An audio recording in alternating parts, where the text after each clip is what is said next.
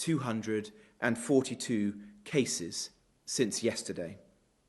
11,327 people are in hospital with COVID-19, down 15% from 13,273 cases last week.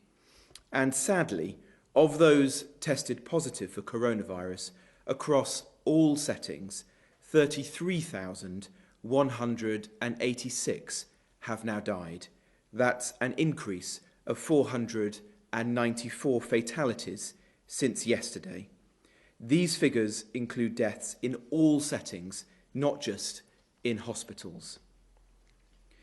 Before turning to the housing market, I want to remind people of how we will address this phase of our fight against COVID-19.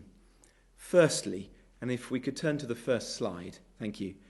In order to monitor our progress, we're establishing a new COVID alert level system with 5 levels, each relating to the level of threat posed by the virus. The alert level will be based primarily on the R value and the number of coronavirus cases. And in turn, that alert level will determine the level of social distancing measures in place. The lower the level, the fewer the measures. The higher the level, the stricter the measures. The social distancing measures remain critical in our efforts to control the virus. Throughout the period of lockdown, which started in March the 23rd, we've been at level 4, meaning a COVID-19 epidemic is in general circulation and transmission is high or rising exponentially. Thanks to the hard work and the sacrifices of the British people in the lockdown, we've helped to bring the R level down. Now that we are in a position to begin moving to level 3, we will do so in time, in careful steps. If we turn to slide 2, we've set out the first of 3 steps we'll take to carefully modify the measures and gradually ease the lockdown and begin to allow people to return to their way of life, but crucially, doing so while avoiding what would be a disastrous second peak that could overwhelm the NHS. After each step, we will closely monitor the impact of that on the R and the number of infections, and all the available data will be used, and we'll only take the next step when we're satisfied that it's completely safe to do so. The first step from this week will be as follows. Those who cannot work from home should now speak to their employer about going back to work. You can now spend time outdoors and exercise as often as you like. You can meet one person outside your household in an outdoor public place, provided that you stay 2 meters apart. The second step, from the 1st of June at the earliest, as long as the data allows, we will aim to do the following. Primary schools to reopen for some pupils in smaller classes. Non-essential retail to start to reopen when and where it's safe to do so. Cultural and sporting events to take place behind closed doors without crowds. And then step 3, no earlier than the 4th of July, and again, only if the data says it's safe to do so, we aim to allow the following. More businesses and premises to open, including potentially those offering personal care, such as leisure facilities, public places, and places of worship. And on that last point, I've been speaking to faith leaders and will convene later this week a task force to establish when and how places of worship can open safely for some of the practices where social distancing can take place, such as private prayer, potentially private prayer being able to be carried out earlier than July the 4th. Many of these businesses and organisations will need to operate in new ways to ensure that they're safe, and we will work with those sectors and individuals on how to do this. If we turn to the third slide, having taken the first step in carefully adjusting some of the measures and our advice to people on what to do, we've also updated what we are asking people to do, which is to stay alert, to control the virus, and to save lives. For many people, the appropriate course still means staying at home as much as possible. But there are a range of other actions we're advising people to take when they do go out to work or for other activities. Limiting contact with other people, keeping distance when you do go out, 2 meters apart wherever possible, washing your hands regularly, wearing a face covering when you're in an enclosed space where it's difficult to be socially distant, for example, in some shops or on public transport. And if you or anyone in your household has symptoms, you all need to self-isolate. This slide sets out some of the activities you can now do. And as I'll come on to later, you'll see that you can now move house. On the fourth slide, if everyone stays alert and follows these rules, we can control coronavirus by keeping the R down and reducing the number of infections. This is how we will continue to save lives and livelihoods, and we can begin, as a nation, to recover from coronavirus. And as we begin to recover, it's essential that we cautiously open up parts of our economy where it's safe to do so. Now, earlier today in Parliament, I made a statement setting out our clear, coherent and comprehensive plan to restart, reopen and renew the housing market and our construction industry. I'm sure this will be of interest to many people at home who are hoping to move house, and I'd like to set out what this means in more detail. From today, anyone in England can move house if they follow the new guidance that we've published on gov.uk. When the lockdown was announced in March, we changed the rules so that people could only move home if they thought it was reasonably necessary. That meant that more than 450,000 buyers had to put their plans on hold. And each month, 300,000 tenancies come up for renewal as well. A significant proportion of these will result in people needing to or wanting to move home.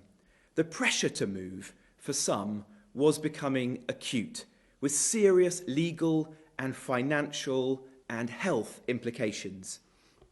During an already difficult time, these people have been stuck in limbo. Now they can carry on with their house moves and add some certainty to their lives. So from today, estate agents' offices can reopen, viewings, whether virtual or in-person, are permitted, show homes can open, and removal companies and the other essential parts of the sales and the lettings process are restarted with immediate effect.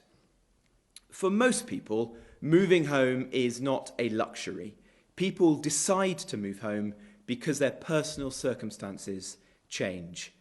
The changes that I've announced today are happening safely in order to control the virus and to protect the public. We've published very detailed guidance, informed by public health advice, to explain how this can be achieved, with all parties observing hygiene measures and social distancing guidelines.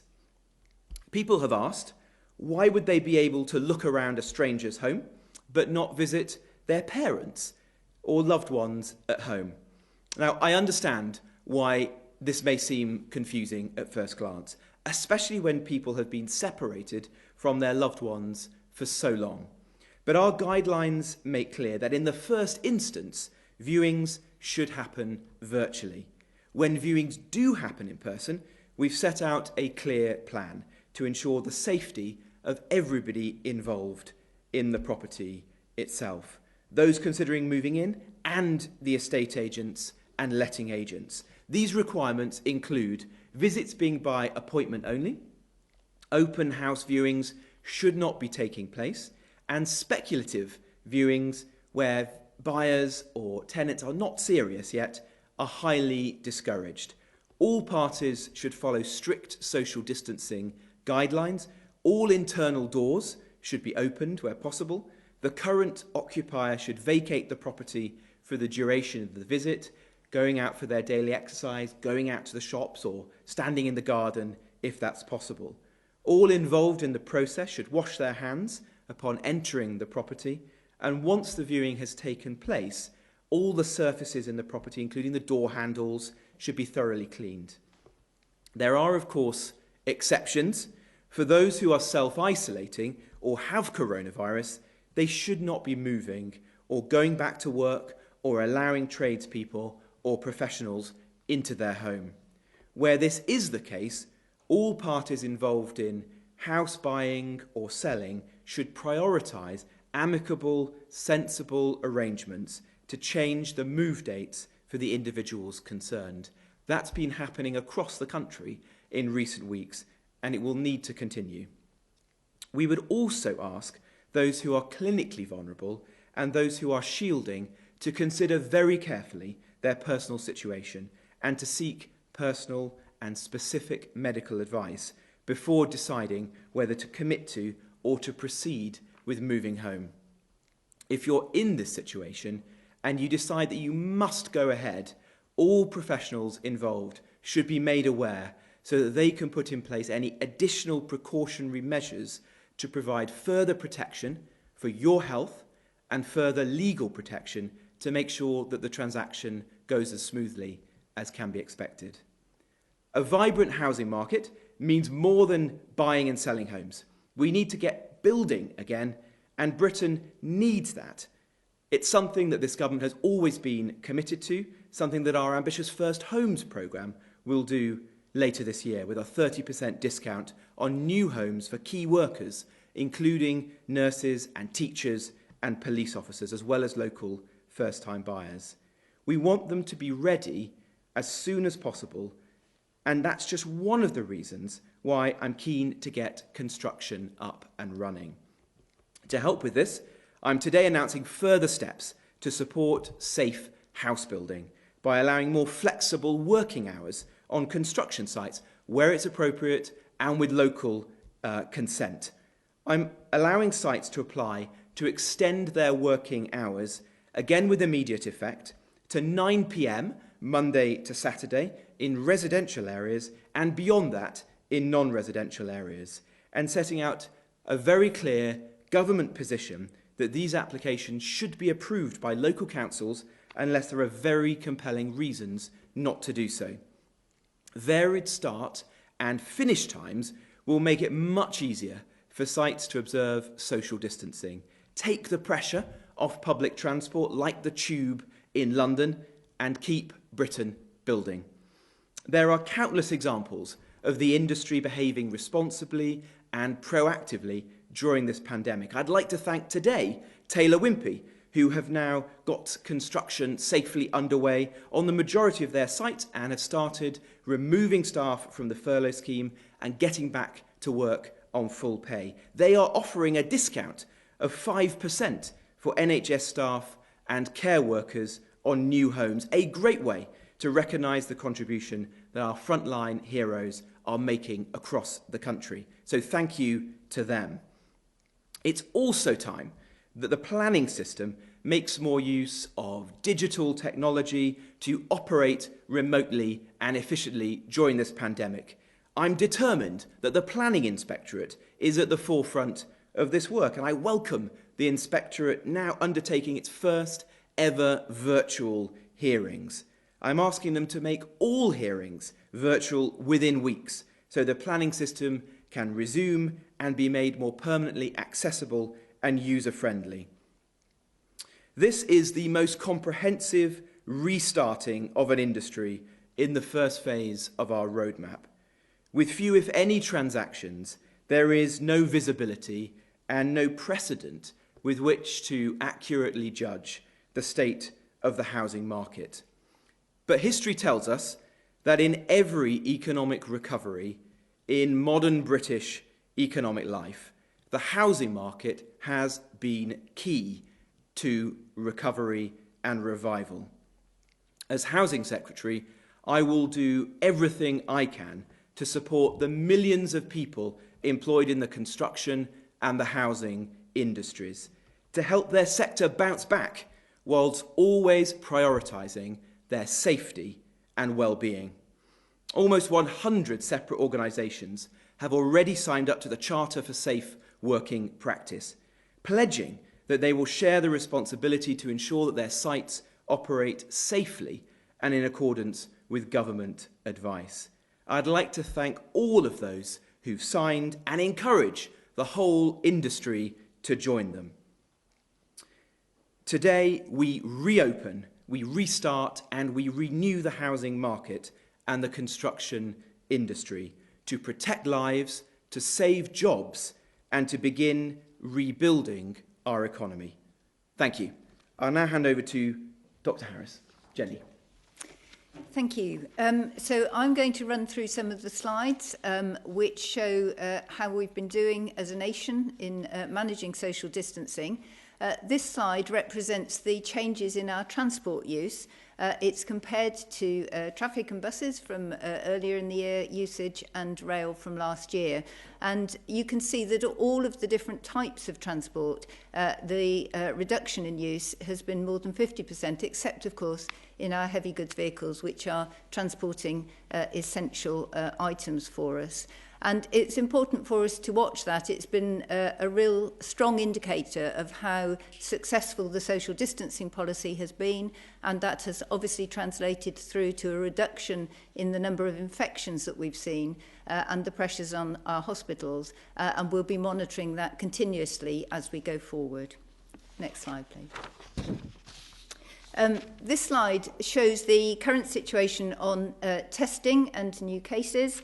The testing, so as at 9 o'clock this morning, 87,063 tests were completed in the previous 24 hours, and that brings the total of tests that have been completed to well over 2 million.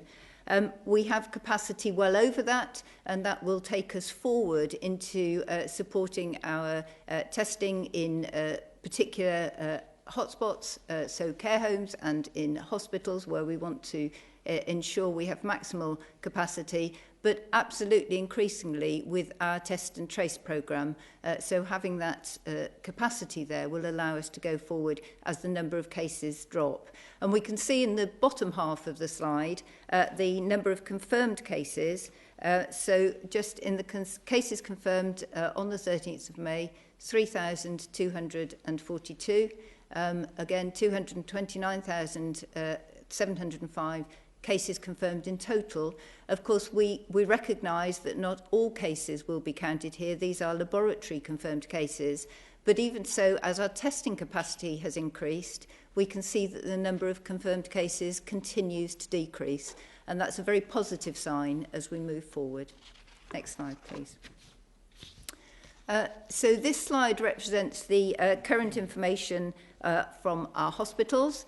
It's collected slightly differently across the UK nation. So in the top half of the slide, you can see that the number of admissions on the 11th of May was 711. And if we look at the week before that, that's down from just under 1,000. So again, a continuous downward trend in hospital admissions.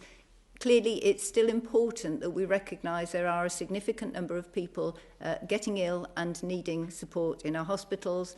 That represents huge amounts of work still on the front line for healthcare workers. But nevertheless, it's a positive trend, but it's a slow one, and we need to ensure that social distancing continues through this next phase of the plan. And on the bottom half of the slide, again, the fewer patients who are coming into hospital, it's a proportion of the sickest numbers of those patients who then go on to need critical care beds. And that you can see in all of the nations has decreased over the period. You can see the epidemic curve. But I think particularly important where we have been concerned previously as we were rising up that curve about capacity to deal with critical care, just 21% of critical care care beds are occupied with COVID patients. Next slide, please.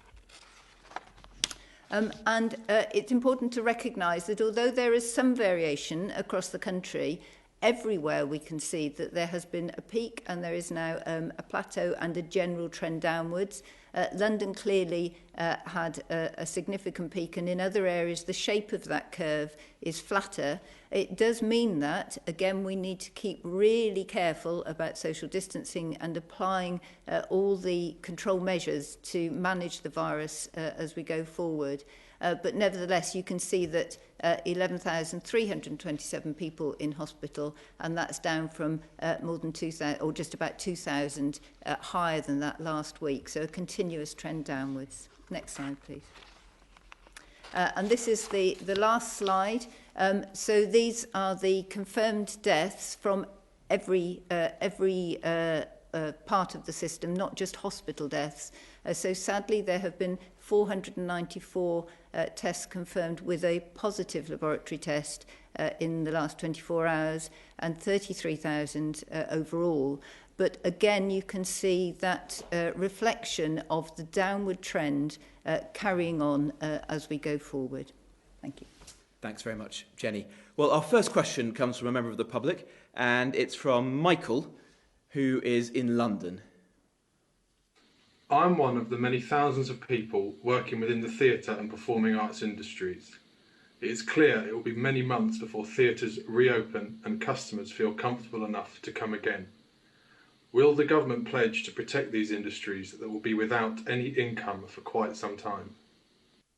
Well, a very good question from Michael. And I think all of us who care about the arts are very concerned for the future of theatres, museums and galleries, performing arts, all of those who work in this sector, which is incredibly important to the UK, one of our great international strengths, and something that's important for our well-being as well as a country and as individuals. We have made available the unprecedented economic support package that the Chancellor has brought forward to many of the organisations within the arts.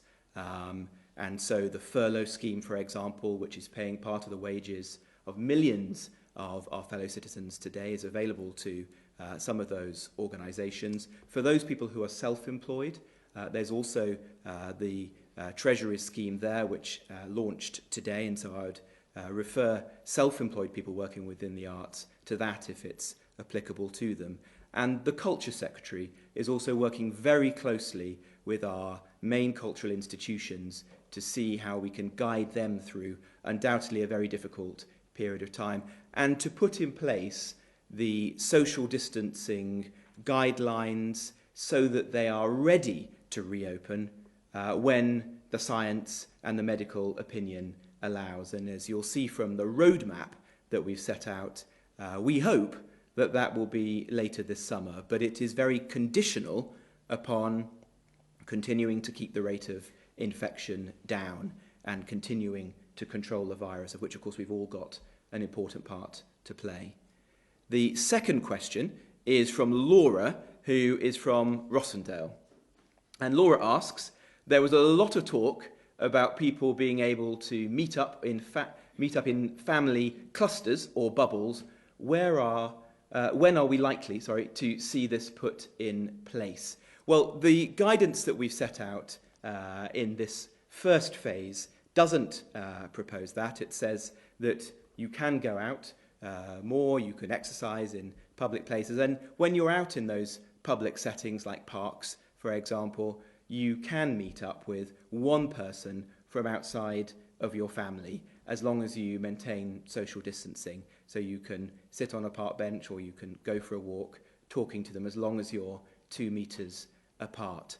I don't know if, Jenny, is there anything you'd like to say about what the longer term trajectory might be for meeting up with family members? I mean, just to say it's a very important public health issue as well, not simply from the control of infection perspective, but because we do recognise that people who, particularly those who've been on their own or who are isolated from others would very much welcome this. It will be a very strong positive mental health boost, I think, quite apart from anything else. But it does get quite complicated, and I don't want to run the risk of going back to some of my other social advice, but it gets, to make it a very fair intervention and consistent with public health advice, it can get quite technical. So, for example, if you have families with large numbers already in their families who want to meet up, you end up effectively with quite a large gathering, even if it's just two families meeting. And I think it's really important that we think through the implications of that, particularly across families in different circumstances. If your family is a long way away, for example, you may be less able to do that. But recognise what the benefits will be, I think, for individuals, and we are able to put in public health advice to some of those decisions. Thanks, Jenny. Now, the first question from a member of the media is Laura Koonsberg from the BBC. Good afternoon, Laura. Good afternoon. Thank you very much, Secretary of State. Why is it that the government can't seem to get a grip on the crisis in care homes? And Dr. Harries, could I ask you, is it right for some hospitals to be trying to persuade care homes to take in patients who have tested positive for the virus? Well, thank you, Laura. Care homes are at the absolute heart of all the work that we're now doing across government. It's essential that we provide them with the support that they need and deserve. Today, the Prime Minister announced a further £600 million of financial support that will be given to councils and flow through to care homes so that they can fund the changes that we're asking them to do, which will include better infection control within care homes, bringing that up to the highest standards if they're not doing so already, ensuring there's less rotation of staff, particularly agency workers, between care homes so we can shield those care homes that haven't had outbreaks as much as we possibly can, ensuring that there are named contacts within councils and the NHS for each care home, particularly the smaller care homes, the smaller independent care homes who might have traditionally less connection with their local council, ensuring that they're getting the support that they need to put in place all of those measures. Obviously continuing to ensure that they get the personal protective equipment that they need and the testing both for residents and for care workers, whether they're symptomatic or asymptomatic. And we're using all of the levers that we have in the testing infrastructure to make that as accessible as possible, whether it's giving them privileged access to testing through their employers and also ensuring that the mobile testing units that we have, in many cases operated by the Ministry of Defence, are going to places that are convenient for care homes, in some cases to their own car park, so that the staff are getting the tests that they need. Jenny. Thank you. So you ask a very important question about effectively good infection prevention control when patients are moving, and obviously many of the elderly care home residents will be some of our most vulnerable patients. Really important to remember that if a patient has gone into hospital, been tested positive at an early phase and have had the disease and recovered, they will still be marked as a positive test, but very unlikely to be infectious after a long period of convalescence in hospital. So I think we're not talking about that. But what's really important in this, the test is an important element, but it is about the systems of good infection control, both in the hospital and in the receiving care home, and that is the fundamental basis, whether it be COVID or anything else, of managing patients carefully. The same sorts of issues arise to a degree with in flu and with norovirus, which we'll be aware of. But I think here, although every potential care resident, new moving care resident, is tested now in hospitals, there is an important element here. One is, even prior to that testing, there was a policy whereby an individual who is moving into a care home would be retained, if you like, in safe isolation within the care home because it was recognised that this was a risk group. So they are all having a test now, but they would have been treated in much the same way for quite a few weeks before this. But I think it does come down to a degree of local discretion. I know NHS England colleagues have sent out very clear instructions to hospitals to support the testing, to make sure that's done in a convenient time period before the patient is due for discharge, and to have local conversations about this where On occasion, and I think it is not the rule, there are difficulties. Clearly, at the centre of all of these discussions is often a very elderly and quite vulnerable individual, and it's really important that they are managed in the way which is best for their health and everybody else's infection risk, but also their personal life as well. Thanks, Jenny. Laura, do you have a follow-up question? Yes, I mean, you've listed some of the actions that the government's announcing today, but we are now 2 months since the first case was recorded in a care home, and there aren't enough tests. There isn't still enough kit. We hear from care homes around the country. Care home managers are desperately worried about what's going on. You know, why does it seem day after day that the government is not getting a grip on this? Well, I don't underestimate the challenge being faced by residents and staff of care homes. The package of support that we're giving today builds on the work that we've been doing for many weeks now. With respect to PPE, for example, we've delivered tens of millions of items of PPE to care homes through local resilience forums across the country. Testing has been going on for some time. I'm sure there is more that we can do, but we've now brought capacity for testing nationally up to 110,000, and we need to ensure that it's focused on the people who need it the most, including the care home workers. There is more that we can do, and our whole focus now needs to be on ensuring that care homes are guided through the weeks and months ahead, and we protect as many people as we possibly can within them. Thanks, Laura. The next question is from Paul Brand from ITV. Good afternoon, Paul. Good afternoon, thank you. Any extra money for care homes is, of course, welcome money, but the funding you've announced today, as you outlined, is specifically for infection control. Care homes are telling us that, sadly, one of the greatest costs they face from COVID-19 is that many of their beds are now empty. How does this money prevent care homes from closing? Well, the £600 million that we're announcing today will help care homes to implement some of the further measures that we're announcing in the support package that's being published. And that will be focused on infection control, as you say, and also around helping them to reduce the amount of rotation of staff between care homes. But it builds upon £3.2 billion of funding that we've given in the last 2 months to local councils, the vast majority of which, 90% of which, has gone to those councils with responsibility for adult social care. So there's almost £4 billion of additional funding that's been given to councils to help them meet the very significant additional costs that they're facing to do the things that we've asked of them to meet the challenge of coronavirus. We're obviously working very closely with those councils and with the care sector. And if there's further funding that's required, then obviously we'll consider that in the weeks and months ahead. We need to ensure they have the support, which is partly financial, but it goes beyond that as well. And the package includes ensuring that care homes, including those smaller independent homes, also have expert advice from councils, from public health professionals and from the NHS to ensure they've got the best infection control, access to testing, the right protective equipment, and are making use of the new discharge policies so that residents are only arriving or returning at the home once we know that they're free of COVID-19.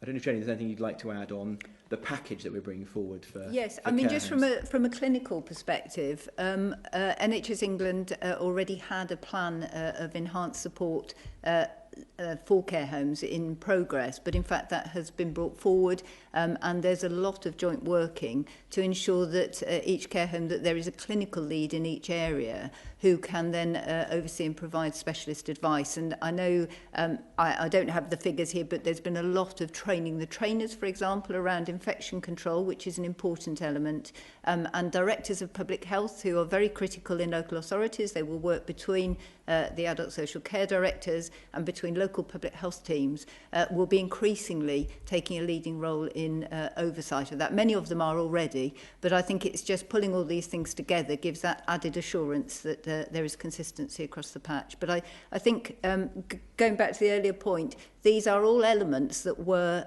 generally in place. So every care home has an infection control policy. It's an added focus to it, though, and I think we do recognise in some smaller care homes, for example, it can be quite difficult to maintain specialist skills. So having this extra clinical support and advice going in or available to people is a really important step. Thanks. Are you content with that, Paul, or do you have a follow-up question? Just a quick one. I mean, as you know, Community Secretary, some of the funding isn't getting through to care homes. It's not being passed on by councils. Councils say they haven't got enough money, and the money you've announced today is specifically for infection control. Wouldn't it be better to allow the care homes to spend the money on whatever they need to spend the money on? Because some of them are closing. We reported last night on one which has now moved residents out of the care home.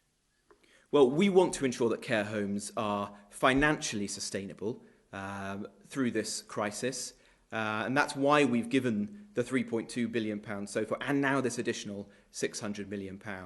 Councils are under a lot of pressure, and we're asking a lot of them to do a whole range of tasks to support us in the national effort at the moment. But it is essential that they get that money through to the front line as quickly as possible. And we're going to be making sure this £600 million gets to care homes as quickly as we possibly can, so that it can help them to put in place some of the important measures that we've just talked about. Thanks very much, Paul. Our next question is from Andy Bell from Channel 5. Andy, good afternoon.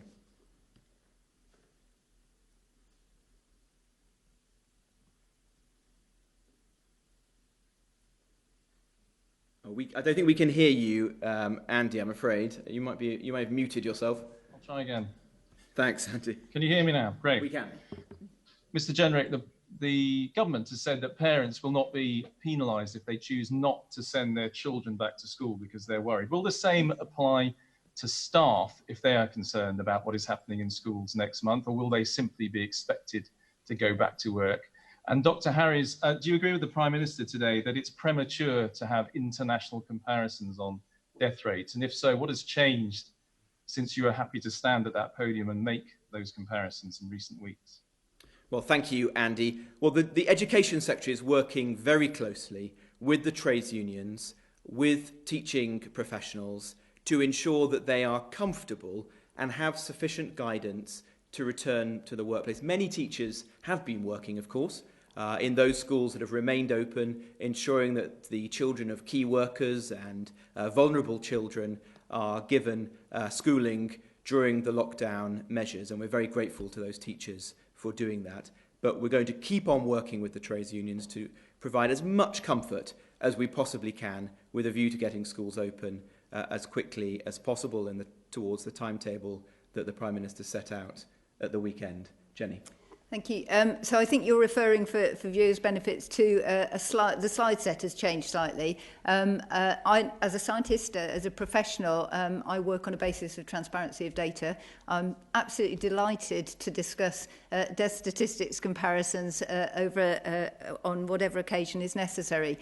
But I think there is no reason why the death data can't be produced here and it's available in public. There are a number of new reports, actually, which I think are adding insight, and so it's becoming very clear that there are a lot of facets to understanding death data. So, for example, the Office for National Statistics data, a number of reports coming through which the public can have access to and look at those. So I think there is no suggestion that the death data cannot be available, and it is in a number of different places.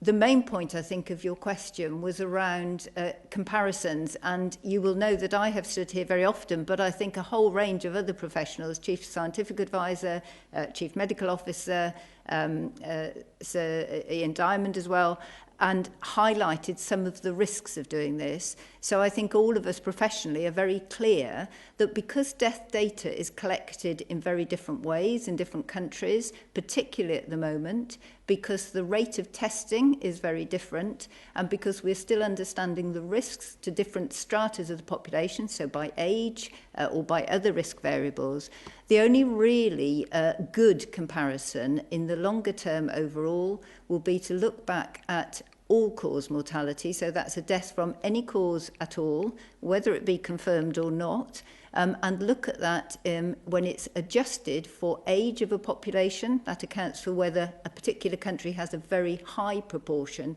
of older people and therefore expect more deaths, but also to be seasonally adjusted as well, if possible, because we know, for example, in normal times when we don't have COVID, that we will see excess deaths through a flu season. So all of those things are important. We're not quite there yet, and in fact the pandemic is still moving at different times in different countries. So the time to do this on an international scale will be to look back probably 12 months hence still, and then do the comparison. It's always good to keep looking on the way and to see if you can learn, and we do that, but that's the time I think to do it, and it will be all-cause mortality.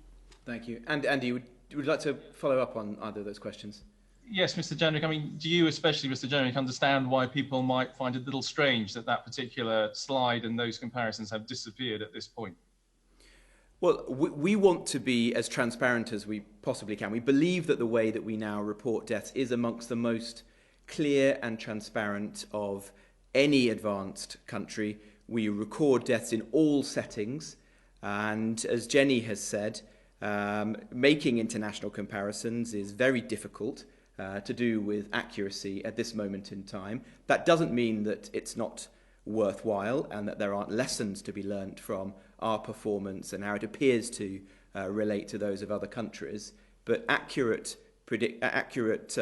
comparisons will be for the months to come when we're able to look at that measure of excess deaths in the way that Jenny's just set out, and that day isn't now. But we'll keep on reporting the statistics as transparently as we can, and the new slides that you've seen this evening set out some further measures that I think will be very interesting for the public. Thank you very much, Andy. And the next question is from Gordon Rayner from The Telegraph. Good afternoon, Gordon. Thank you. Thank you, Secretary of State. A question for Dr. Harris on schools. The French government has said that children are safer at school than they are at home. And I just wondered if Dr. Harris might be able to tell us, statistically speaking, which is more dangerous for children, being in school at the moment or the journey to school, whether it's on foot or by public transport or by car. And just a question for you, Secretary of State. We reported in the Daily Telegraph this morning that the Treasury is working on the assumption that coronavirus will increase the deficit to £337 billion this year. At this stage, has the government ruled out any of the possible ways of funding this, such as tax increases, scrapping the triple lock on pensions, or a public sector pay freeze? Well, let me answer, Gordon, that last question before turning to Jenny. Those are matters for the Chancellor, and he will no doubt return to some of those questions in future fiscal events if he wishes. But he was very clear yesterday that coronavirus is having a profound impact upon the economy here in the UK, as it is in economies all over the world. You're seeing people losing their jobs, you're seeing stress and harm to businesses, large and small. The unprecedented measures that we've brought forward, from the furlough scheme to the bounce back loans, the CBIL loans and so on, are all designed to protect as many people and businesses as we possibly can. We know we won't be able to protect everyone and everyone's business, but we'll do as much as we can, and we'll stand behind as many people and businesses as it's possible to do. It is important that where it's safe to do so, we do begin to cautiously reopen and restart aspects of the economy. And today I've announced a very significant step in that direction with the reopening of the housing market. And that, I hope, is an example of how we can safely get more people back to work and ensure the economy starts to get going again. Jenny. Thank you. You actually gave quite a broad question, I think. I'm presuming it's in relation to coronavirus as well as the other issues. And I can't comment, I'm not particularly familiar with the French school system, apart from knowing that they probably have slightly different age groups and day timing. So I think the important point here is where are children going to flourish, and to balance out those risks and opportunities. And I think it's really important not just to think about infection control, which is our prime conversation often these days, and risk of disease transmission, but also about some of the wider public health issues. So vulnerable children particularly are benefited hugely from being at school and having a safe environment there, and obviously that schooling has continued.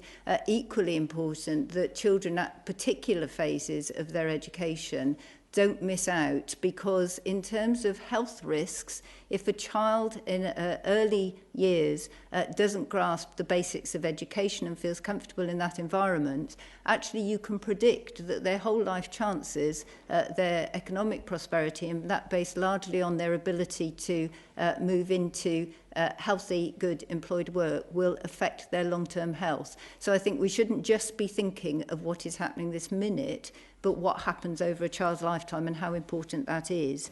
And then in terms of risk of transmission, there are a few other scenarios where infectious disease is quite interesting, because the school environment is quite controlled. And actually, when children are at home, they potentially behave in different ways, and it can be when social distance isn't around, obviously, they can mix more. And so the balance of risk is not as clear either often with a child at home or at school. So a number of issues there. We do know that overall children appear to have less we know they have less severe disease. We can see that from the data, and they're certainly not transmitting this disease any more than adults do. There's some indication that younger children particularly are, if you like, a safer group, and that is coming out, and I think reflected in a number of European school policies. But I think your other point was around getting to school as well. And the modelling that's been done, one of the critical features is not just about the disease risk and transmission. Actually, the really important thing is the social behaviours of the children when they get to school. So for younger children, they tend to be closer, staying in their own areas, potentially walking or being buggied to school. For older children, teenagers, they're tending to move across boundaries, using a lot of public transport, that sort of thing. So I think there are other great opportunities here as well. There are really good opportunities for children to get good health benefits from school walking buses rather than an actual school bus. So really long question, long answer, but I think needs to be a really balanced one, and thinking not just about our risks now, but balancing those with the risks of the child's whole future. Thanks, Jenny. Does that comprehensive answer from Jenny answer your question, Gordon, or would you like to come back? It does. The only thing I was going to ask you, Secretary of State, was if the schools don't reopen on June the 1st, as some of the unions are asking, how much of an effect that will have on your plans for economic recovery? Well, I think it is important for schools to return when it's safe to do so. Anyone who is a parent knows the challenges of homeschooling and so on, and it's important that we get children back into the school setting for all the reasons that Jenny's set out. But we will keep working with the trades unions. Our door is always open to them, and Gavin Williamson, the Education Secretary, will do everything he can to reach an agreement with them so that staff can feel comfortable in the workplace, which is absolutely right. Thank you. Our next question is from Dominic Yeatman from Metro. Dominic, good afternoon. Hello, Secretary of State. Care homes were told until March the 13th that it was, quote, very unlikely that any of their residents would become infected. And only on that date were they advised to review their visiting policies. Did you neglect the risk to the care sector and prioritise the NHS at the expense of the old? Well, thank you, Dominic. I think Jenny can set out how an outbreak is managed and how discharge and testing policies have been developed over time, which I think is the heart of your question. Shall I explain that, and then you can come back? I mean, I think it's really important that there's an understanding of how a public health incident is managed. So whether it be COVID-19 or any other issue, there is a relationship between the local health protection team, who will always advise on outbreaks and work with local health and care systems to do that. So if a case arose through that, any symptomatic individual would have been assessed. If it looks as if there is an outbreak, although we're doing much more testing now with more knowledge of the disease that's grown over the last few weeks, it would be normal policy to start with to test, say, up to 5 residents, symptomatic residents. Once you can identify what the disease is, we're talking COVID here, but it might be flu another year, then it's easier to understand what the proportion of illness is in that care home. So it's not just, it goes back to a point I made earlier in this briefing, it's not just about the testing or the discharge policy. It's about the systems of care that are in place. This is the fundamental building blocks of managing infectious disease in a care home. But I think in the context of the point you were making, throughout this outbreak, and it would be the same for any other, we look at the background epidemiology of disease, and I think the document referred to is a Public Health England document. They will be monitoring background disease, and so that document will be looking at where we knew there was a background risk of transmission. So if it's sustained community transmission, then it's at that point that you might expect cases to be appearing in other environments. And the same applies. You step up the alert system and then step it back down again. Obviously, we're still at the top now. And I think in between that time and now, there have been a number of different steps. So the point I made earlier about advising discharge into an isolation period for an elderly person is another example of that particular management of care. So I think it needs to be taken in the background of what the epidemiology was at the time of the incident or the advice, and that will apply to any documents which Public Health England has produced. And I think at that time we did not recognise there was any sustained community transmission. We clearly had cases around. Okay, thank you. Dominic. Just on that, Keir Starmer pointed out today that the death rate in care homes has been running at 3 times its average, and in April reached 26,000 people. But coronavirus was only blamed for 8,000 of those deaths. What is killing the rest? Jenny, do you want to answer that? It probably goes back to the question before about how you count deaths. I think what we're saying is 8,000 were confirmed linked with COVID, and actually what that means is they were associated with COVID. It's slightly different. Those individuals had a diagnosis, they had a laboratory confirmation. They could have died from something else but had COVID, or they could have died from COVID. And then the gap that you recognise, actually the same applies, but we don't have a test for those individuals.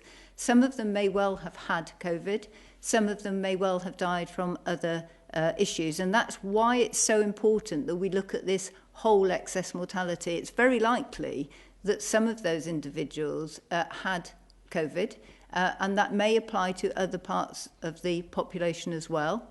The important thing is whether they had appropriate care and treatment. And I think the other point is, which you're perhaps referring to, is we are really mindful as we go forward from a health perspective, as a health professional, to understand and ensure that people, wherever they are, whether it be care homes or the general public, continue to use emergency health services in the way that they should do. And it's important that people do consult them. So we do know that there has been a drop in usage, for example, of A&E, hospital admissions, for what are normally urgent issues. So there may be a proportion of individuals in there who have not accessed health services normally. It's why it's really important that we look at that total excess mortality over time. We encourage care homes and the general population to use our health services normally where it's an emergency, and that we continue to count those cases where we can. Thanks very much, Ian. Our last question is from Derek Healy, and Derek is from the Dundee Courier. Good afternoon, Derek. Hi there, thank you, Secretary of State. I'm sure you'll be aware of the concerns over what would happen in regards to the job retention scheme if Scotland, or indeed any other part of the UK, is to remain in lockdown longer than England. It's been suggested the Scottish Government may not have sufficient borrowing powers to bankroll an extension itself. So could you confirm, please, would you expect the Treasury to continue funding the furlough programme if people in Scotland need to stay off work for longer? Or is any other solution being looked at? And a question to the Deputy Chief Medical Officer as well, if I may. We've seen footage today of people returning to golf courses, garden centres and going back to work. And of course, we've seen the measures you've just introduced in terms of moving home. Presumably modelling has been done on what that easing of restrictions would do in terms of the R number. Are you able to say specifically, possibly in terms of a number, what kind of an impact you would expect on the transmission rate from those changes introduced today? Thanks, Derek. Well, with respect to the job retention scheme, which has been hugely successful in keeping people in work, retaining the essential link between employees and employers, the Chancellor has announced that we're going to be extending that for 4 months until October, and it will remain in its current form until the end of July. So that gives a lot of advance notice and guidance to employers and employees who depend on it in all parts of the United Kingdom. It's a national scheme, and it's right that it remains so. But the Chancellor and his officials in the Treasury will keep on engaging with the devolved administrations and with trades unions and businesses in all parts of the Union, including in Scotland and no doubt in Dundee, so that as changes are made in time to the scheme, they reflect the needs of the economy and of working people throughout the UK. Jenny. Thank you. So I think the quickest answer to your question is to say that interventions which are being eased or leisure activity, for example, that's being eased, is designed to do so that it keeps the R under 1. I think that goes without saying. It's extremely difficult to model all of these different interventions at one time. And so, for example, we know that outdoor activity is a much lower risk than being in enclosed spaces. And that's why you'll see the predominant freedoms are around that, while still reinforcing the fact that people need to practice good respiratory hygiene, wash their hands, and keep 2 metres apart. So what the modelers do, will build a model around social interactions, which as far as possible can predict some of these movements. Now, we can't say in advance how many people might want to move house or how many people are going to turn up on a golf course, but you can make some sensible estimates of that. But it's a 2-part process. So you do an estimate and then you will check what's happening to the R number. And so I think many people who've stood here before from the scientific side have said we need to watch both of those and tap back down some of these interventions and tighten them up if we see the R number going up. If people continue to practice that good social distancing, then it should be possible to keep them all under R. And I think, I know we've had a lot of conversation on care homes, hospitals these days, but actually the community, the population are doing really well at keeping those distancing measures in place. And if we continue to do that, then these are they're the phase 1, they're very low risk interventions. Great, thanks Jenny. Do you follow up, Derek, in closing? Yes, please. Just to come back again, Mr. Jenrick, businesses will fear there's going to be a cliff edge a few months down the line. Are you able to offer them any specific assurances that something will be in place there to look after them? Well, there isn't a cliff edge. The Chancellor has extended the scheme now for 4 months, precisely to give people as much notice as possible and ensure that that doesn't happen.